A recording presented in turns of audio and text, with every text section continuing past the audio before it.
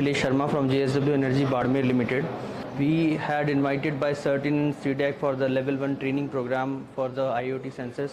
This is really a privilege for us that both government bodies had provided invitation to us, and we had learned so many things here. This is a basic Level 1 training program in which we had learned so many things like about IoT, means how the sensor, what are the physical layers, what are the application layer, what different layers of OSI, and we had learned a lot.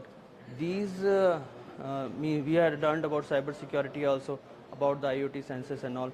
This really provides helpful for anybody, means in the field of medical as well as defense and all, because we have right now we have 27 billion users are using IoT sensors and all. So this is really high time to learn about these things, and this is really good for us to give the opportunity to come here and have a good training like this.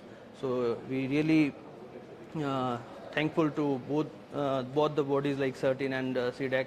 I recommend all of people which can be at home and all, they also have the training like this, so that they are learn more about how the things will go on the IoT, because this time so many people are using IoT sensors at home also.